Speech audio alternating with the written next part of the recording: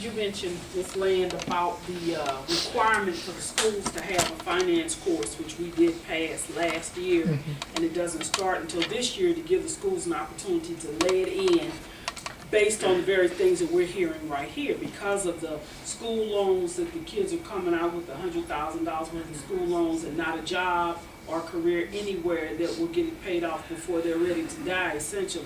The governor in his State of the State address mentioned two things the other night. One of them was the payday loan situation. Some of his legislative package is to completely dismantle that. So I would encourage all of you to talk to your state reps and your senators and tell them that you want them to support the governor's plan to do that. The other thing that he's done 2 years in a row now is to freeze the tuition at the public colleges and universities, which is very important. Public education is almost out of the range of the average family and the average individual, that shouldn't be that way, because it's our dollars that create it, and it shouldn't be out of our grasp. So again, encourage the governor. We're going to have a terrible, terrible budget situation. We're looking at $213 million that will be cut out of Medicaid, and it's going to be quite a fight and quite a struggle. But we have had some, like all states, have had some very serious downturns in our revenue and economy. Although we're not as bad off as Illinois, for instance, we still have a AAA bond rating, which we need to protect. But we have to be able to create more revenue without raising taxes. So it's going to be a very, very hard course to get to a balanced budget in May. But those two things, the credit, the payday loans, the continuing to keep our public education tuition costs down, and to watch in your neighborhoods and your school systems for the finance course that is required, will help to make our students who are coming through the pipeline a little more educated consumer, and some things to protect them. And of course, if you have any ideas along those lines, give them to your state reps and your state senators so we can create legislation and get some things in the pipeline to protect our consumers. Is that law for just public schools or all schools? It is supposed to be for all educational institutions, elementary, secondary. It's supposed to be. It is law, and that's why I say you have to watch in your own communities. Absolutely. Well, I just want.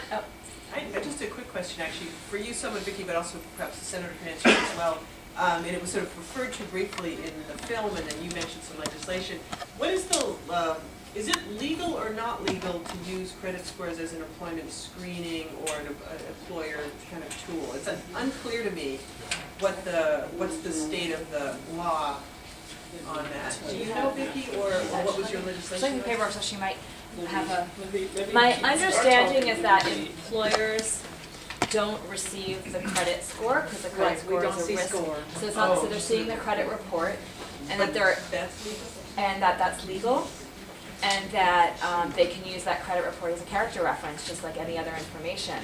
And the report we pulled doesn't cause, it's a soft inquiry, so it doesn't. It's a soft inquiry, and it also doesn't have information that employers are not allowed to see in terms of whether or not people have spouses or their marriage status and other all the account numbers are taken off, so they can. So is there a special report that employers pull that the bureaus maintain? Yeah, I mean there's right. So every time a different kind of actor or business pulls a report, they're generally getting something slightly different. In this case, it's significantly different because of some of the laws around equal opportunity and some information that employers aren't allowed to have during the hiring process. But it's really used, legally it's used as a character reference. And have any states outlawed it? Because I know I've heard several states mentioning they're considering it. I know in Maryland they've been put it before the legislature before that didn't pass. Yeah, I'm not aware of that, but I haven't heard that, but there is a fine line between them looking at that report and any action that's adverse. Yeah. And that's your gray area. What do you consider an adverse action as a result of an employment, request for employment? And that's where you're getting some pushback from other states and even inside our legislature about that. There are some citizenry groups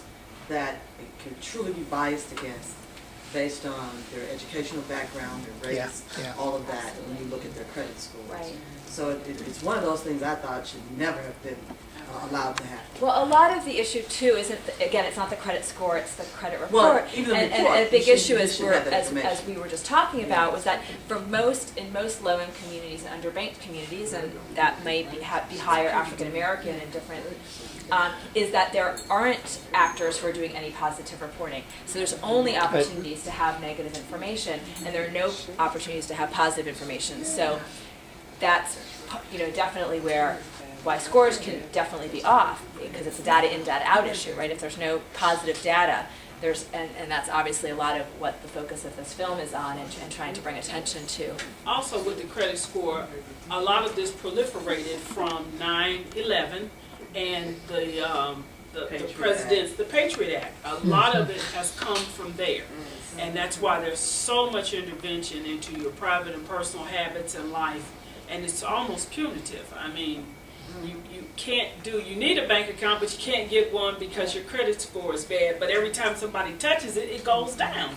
So you're in a cycle that you can't fight your way out of. And the thing we have to do is create legislation that protects the consumer from the adverse reaction to all of it.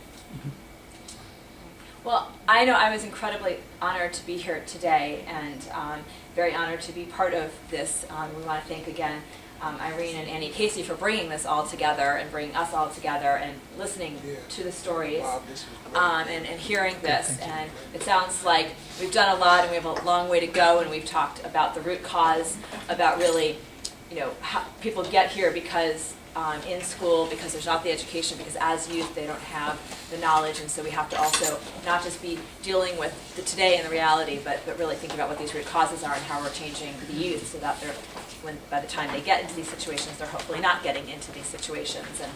And so I know we've got a lot of great food downstairs, Yes, and we yes, can continue that great. conversation informally.